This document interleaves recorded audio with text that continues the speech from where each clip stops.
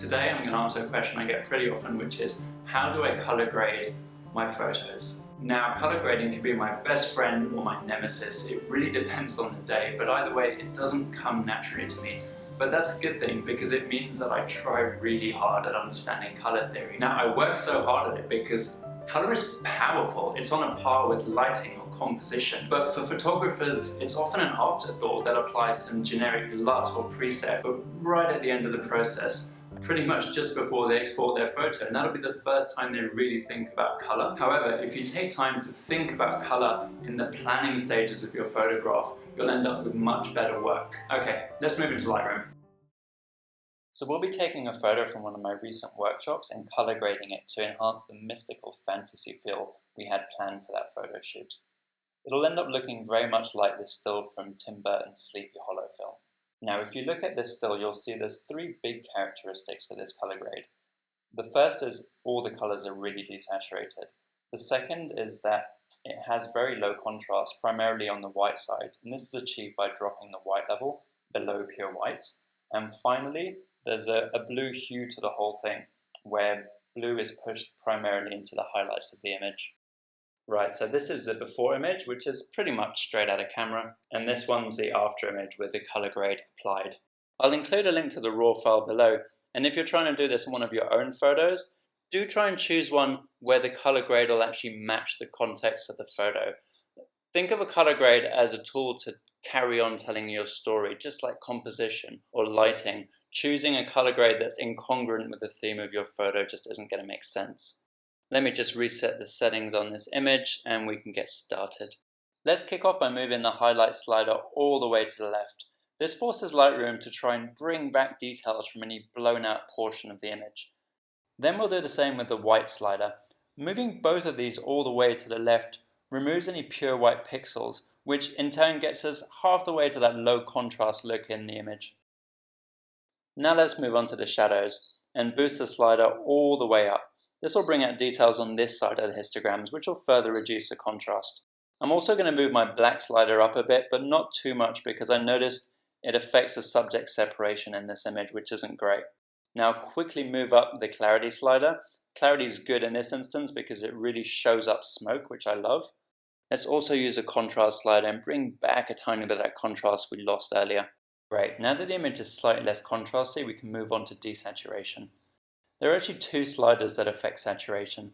There's the saturation slider, which doesn't discriminate and will increase or decrease all the hues in your image.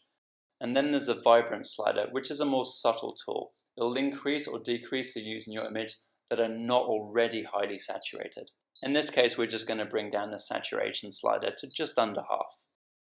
The split toning panel is where we get to do some more traditional color grading.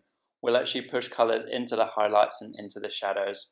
Let's start with the highlights. Now, if you look at our Tim Burton screenshot, you'll see there's this blue hue which is clearly visible in the highlights, like here in the sky.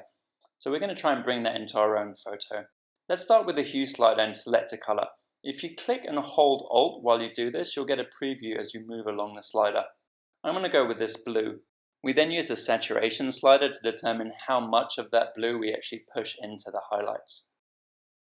Right, a quick before and after shows that blue is really starting to creep into the image now. And we'll do exactly the same with the shadows.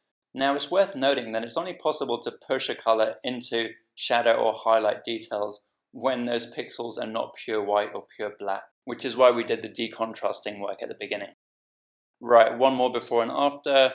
Yeah, I'm really liking that. Okay, next up is the tone curve panel. So we'll create 3 points on this curve. You'll often see people use this 3-point system to create an S-curve, but we're actually not going to do that because that adds contrast into the highlights in the shadows, which would actually undo all the work we've done before this. Instead, I'll move up the contrast in the mid-tone slightly.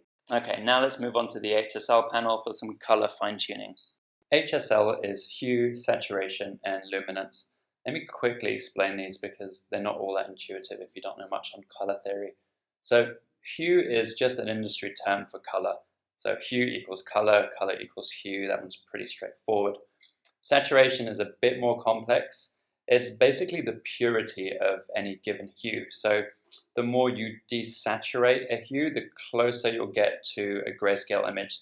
So an image that's 100% desaturated of color is a grayscale image. Luminance is just Lightroom speak for brightness, and brightness is how much white you push into a hue. So a very bright hue is one with a lot of white in it. So looking at this photo, there's a couple of things I can see I still need to do. Number one is I want to further desaturate the skin tones, which is the red, yellow, and orange slider. But I don't want to make it so that the model looks sickly. So you need to find a balance between desaturating and just unnatural looking skin tones. The second thing I want to do is to desaturate the blue in the image slightly. At the moment it looks good, but it feels a bit neon, a bit artificial. So I'm going to bring that down too. Finally, I want to boost the luminescence on the red, orange, and yellow sliders. This is going to kind of make the model's skin tones pop out a bit without adding saturation, which kind of goes against the color grade. Okay, so quick before and after for the HSL. Yeah, you can see that it's really coming together now.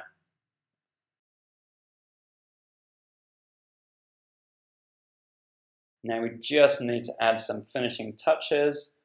I'm going to add a color priority vignette here. Vignettes are really good for central compositions like this one because they frame the subject and again kind of pull the model forward and out of the photo. Right, and we're done. This is what our original image looked like, and this is our color graded final image. Right, well that's the first tutorial I've done in absolutely ages. Hopefully there's way more to come. I'd love to hear from you guys if you have any ideas, any suggestions. If you want to know more about my cultural photography workshops where this photo was taken, you can find all the information at jpstones.com. Cheers guys.